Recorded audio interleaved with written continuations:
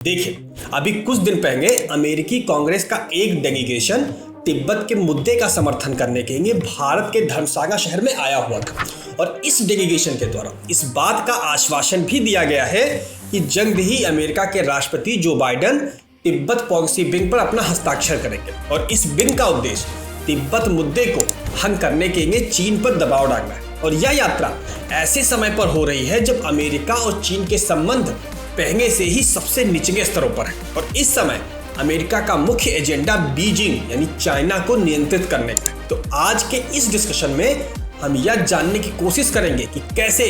चीन ने तिब्बत पर कब्जा किया और क्यों इतने सालों तक किसी भी ग्लोबल सुपर पावर ने इस मुद्दे को अपने मुख्य एजेंडे पर नहीं रखा, और साथ ही साथ इस विजिट के पीछे के महत्वपूर्ण पहलुओं पर भी हम चर्चा करेंगे।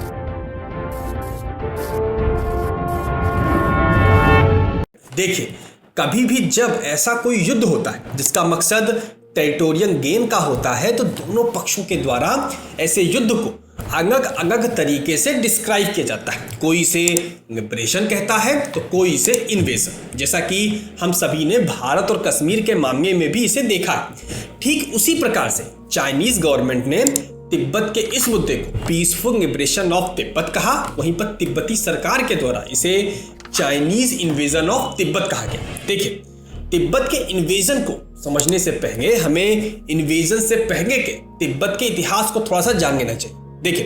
तिब्बत 1720 ईस्वी में किंग डायनेस्टी के अधीन उस समय आया जब किंग डायनेस्टी ने सुजंदर खनाते और उनकी सेना को तिब्बत से बाहर निकाल दिया था। इसके बाद 1912 तक लगातार तिब्बत किंग डायनेस्टी के ही अधीन रहा। इसके बाद जब रिपब्लिक ऑफ चाइना का गठन हो रहा था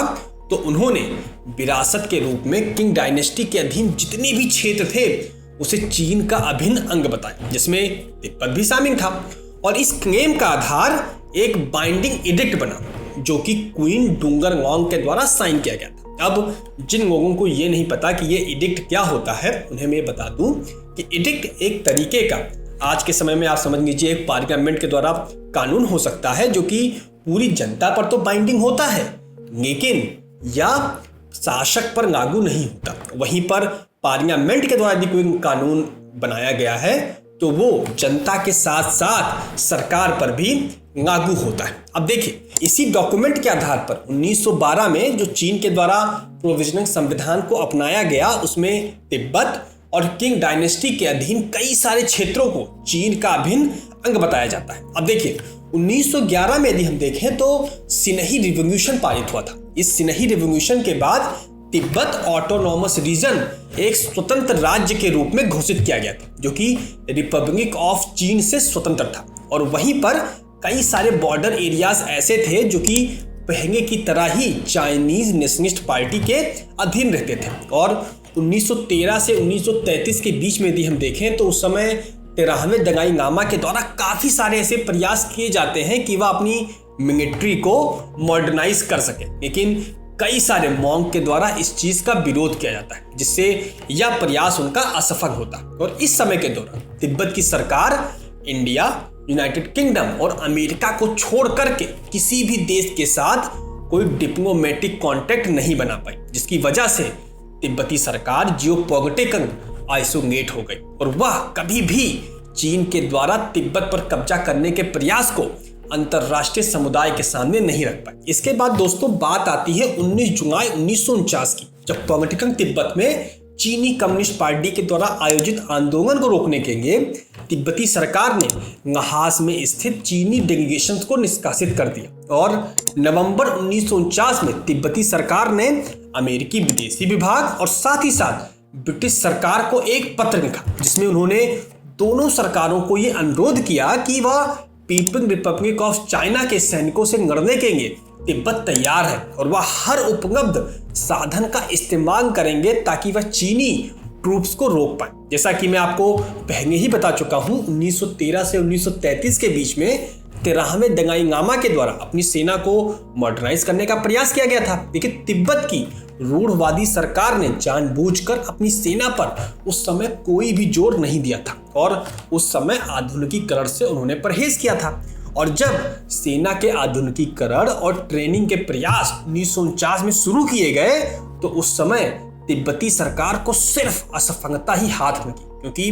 3 दशकों में ऐसा कोई भी प्रयास न करने के बाद रातों रात एक प्रभावी सेना खड़ी करने और उन्हें प्रशिक्षित करने में बहुत देर हो चुकी थी। हालांकि उस समय भारत ने कुछ छोटे मोटे हथियारों की सहायता और सैन्य प्रशिक्षण उस समय प्रदान किया था, लेकिन ऐसा करने में काफी ज्यादा देर हो चुकी थी, क्योंकि पीपुल्स लिबरेशन आर्मी तिब्बती सेना की तुलना में बहुत ही बेहतर ढंग से प्रशिक्षित यानी कि ट्रेंड और बेहतर नेतृत्व वाली एक अनुभवी सेना थी, जिसका सामना कर पाना बहुत ही ज्यादा मुश्किल था। और यदि हम देखें तो पीपुल्स रिपब्लिक ऑफ चाइना और उनके पहले के भी सभी शासकों ने इस बात पर हमेशा से जोर दिया था कि तिब्बत चीन का एक अभिन्न हिस्सा है, और ये लोग हमेशा से ये मानते थे कि तिब्बत में जो ये बौद्ध धर्म का चलन बढ़ रहा है उससे तिब्बत को आजाद कराना चीन का एक धर्म है। और चीनी कम्युनिस्ट पार्टी ने तिब्बत, ताइवान, फिलीपींस जैसे आइलैंड को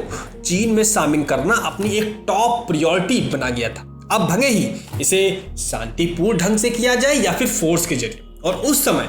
चाइना के शासक माओ को यह पता था कि तिब्बत खुद से अपनी स्वतंत्रता को नहीं छोड़ेगा, इसलिए उन्होंने दिसंबर 1949 में पीपुल्स लिबरेशन आर्मी को तिब्बत पर हमला करने का आदेश दे दिया, ताकि वह तिब्बती सरकार को फोर्स कर सके कि वह माओ के साथ निगोशिएट करे। इस मामले पर निगोशिएशन करने के लिए 7 मार्च 1950 को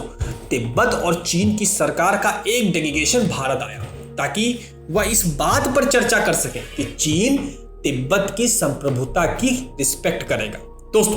पहले तो इस वार्तालाप में काफी डिले होता रहा, क्योंकि उस समय तिब्बत, इंडिया, इंग्लैंड और चीन कोई एक बड़ा लोकेशन डिसाइड नहीं कर पा रहे थे जहां पर यह मीटिंग रखी जाए। इवेंचुअली ये मीटिंग होती है और 16 सितंबर 1950 को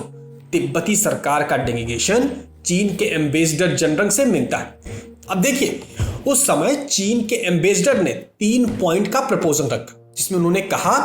कि चीन तिब्बत के डिफेंस, तिब्बत के ट्रेड और तिब्बत के फॉरेन रिलेशन के लिए जिम्मेदार होगा। और इन 3 पॉइंटों को एक्सेप्ट करने के बाद तिब्बत का चीन में पीसफुली इंटीग्रेशन हो जाएगा, और इन पॉइंट्स को ना एक्सेप्ट करने पर तिब्बत को युद्ध की तरफ ढकेला जाएगा।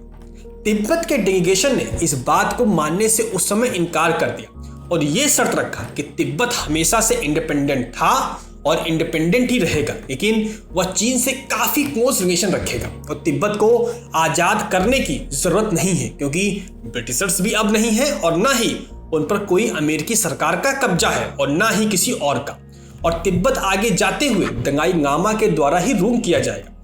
कई सारे महीनों के फील्ड निगोशिएशन के बाद भी कोई कॉमन ग्राउंड पर नहीं आया जा सका, और इसके बाद चीन की सेना ने जिंसा रिवर को 6 अक्टूबर 1950 को क्रॉस किया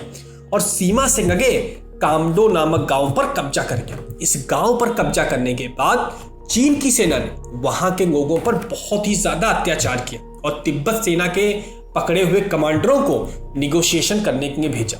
चीन ने यह प्रॉमिस भी किया कि अगर तिब्बत शांतिपूर्ण ढंग से आजाद हो जाता है तो तिब्बत के एलिट्स वह अपनी पोजीशन और पावर को रख सकते हैं। दोस्तों, हम सबको ये जानकर हैरानी होगी कि चीन के इन्वेजन के सिर्फ 1 महीने के बाद एल सल्वाडोर ने यूनाइटेड नेशन में एक कंप्लेंट फाइल की थी कि चीन गलत तरीके से कब्जा करना चाहता है, लेकिन भारत और इंग्लैंड ने इस मुद्दे को डिबेट होने से रोक दिया, क्योंकि हम सबको पता है कि उस समय तक भारत का स्टैंड यही था, हिंदी चीनी भाई भाई। इसी के बाद तिब्बत की सरकार ने चीन की सरकार के साथ 17 पॉइंट एग्रीमेंट को 23 मई 1951 को साइन कर लिया, जिससे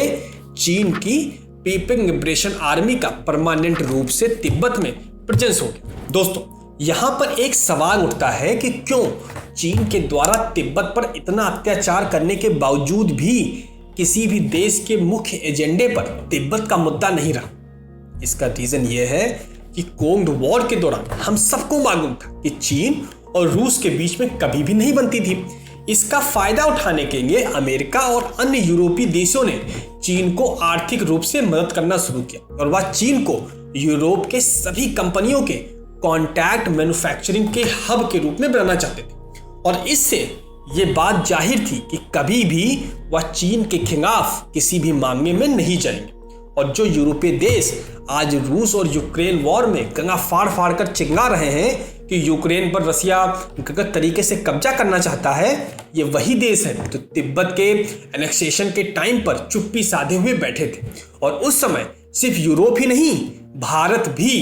तिब्बत का समर्थन नहीं करता था, और जिसका खामियाजा हमें आज देखने को मिलता है। और इसमें कोई भी शक नहीं है कि आज के समय में प्रेसिडेंट जो बाइडेन क्यों तिब्बत पॉलिसी बिल साइन करने जा रहे हैं, क्योंकि आज के समय में रशिया चीन का जो अलायंस है वह सिंगल सबसे बड़ा थ्रेट है अमेरिका के सोवरेनिटी को। इसी कारण की वजह से अमेरिका का एक बाय पार्टीशन डेलीगेशन, जिसमें रिपब्लिकन और डेमोक्रेट के कांग्रेस मेंबर शामिल हैं, वह भारत आए थे और जिन्होंने हिमाचल प्रदेश से चीन को यह मैसेज देने की कोशिश की है कि वह तिब्बत का मामला शांतिपूर्ण ढंग से सुलझाए, नहीं तो अमेरिका वह हर कोशिश करेगा जिससे चीन को इस मामले को सुलझाने में मजबूर होना पड़े। और आज के समय में भारत भी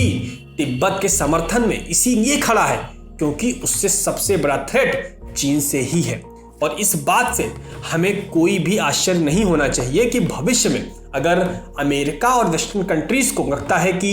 इंडिया उनकी बात नहीं सुन रहा, तो इंडिया उनके लिए खतरा बन सकता है, तो वह पाकिस्तान को सपोर्ट करना शुरू कर देंगे ताकि वह इंडिया को काउंटर कर सकें। तो दोस्तों, यहाँ पर हम ये कह सकते हैं कि यह मामला